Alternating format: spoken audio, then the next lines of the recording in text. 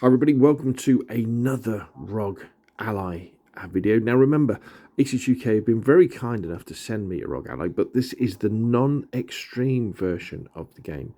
And in this little video, we're going to be looking at gameplay examples, well, a gameplay example of Arma Reforger, which has just had a big 1.1 update, which I believe is called the Resistance update, I think, which means that there's now this new game mode whereby you have to go around the map, blowing things up and killing people in order to free the people who live on the island from the occupying Russian forces, which is pretty cool indeed. Now, I haven't really had a chance to play it much, so I thought we'd just really have a wander around. It's a bit overcast on Everon today, which is a bit disappointing. But as you can see, it does run fairly smoothly, and undoubtedly, if we were in the middle of a firefight, things wouldn't be going quite so well, and we would be dropping some frames. But let's do a little bit of driving. Here we go. Reforger, of course, is the stepping stone that Bohemia Interactive are using on their way to Arma 4 to kind of get their engine sorted out, and the platform and the modding tools and things like that. And they're well on their way, I think. They're well on their way. It's the new version of Enfusion, which I think we've got a little bit of work to do. And you know, Bohemia Interactive have got a very difficult job because they're coming off the massive success of Arma 3. And in fact, Arma 3 is getting a new CDLC. Let's stop here, actually. Let's get out fairly soon. So the massive success over that over the last 10 years. And then we've also got the massive success of Dayy, which they've got as well.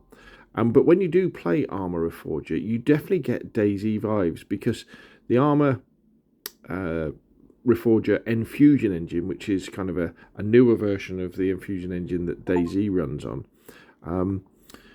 it definitely has a lot of Dayy elements to it, with the way that it sort of looks, including like the way that the characters are as well. I think the characters are something that they've got to work on to make them a little bit more realistic. The environments are fantastic.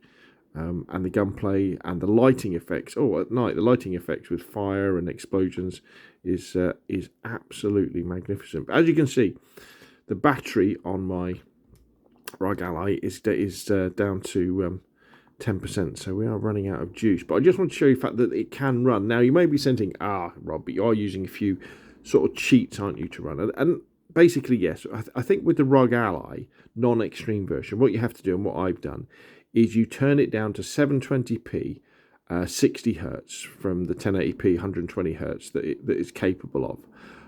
And then you're running more demanding games at lower settings. So, for example, I've got most things on medium here in Reforger as well. But when it does go down to 720p, that non-extreme chip that is in here, non-extreme Ryzen Z1, I think it is, chip, does perform very well. I mean, this is a modern first and third person shooter that we're looking at here, and the non-extreme version of the ROG Ally, was pretty much written off at launch, because people were saying, what's the point? You might as well spend that extra $100 and get the extreme version, and they had a point, and it is very arguable the fact that ASUS made a mistake with delineating their models with different processors, and they should have probably gone down the path that Steam have gone down with the Steam Deck, and delineating them with storage, because that means that developers especially have got a single platform that they know has a similar power, and then if users want to upgrade the storage to have more memory for their games, they can add an SD card, which I've done to this 512GB one as it is. And they could have also put a 720p 60 hertz frame on a variable refresh screen on this, and it would have been fantastic, because this screen, it doesn't look that great now because of the fact that it is an overcast day on everyone, but it is fantastic. And if we put on the game monitor, you'll see our FPS will be pretty low.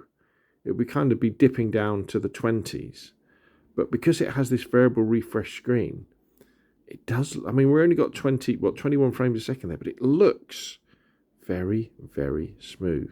So VRR technology, it's like magic.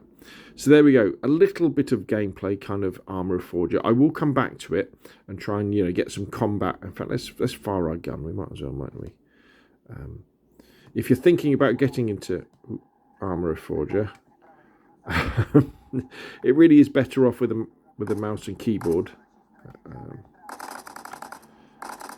because the gamepad controls definitely leave a lot to be desired.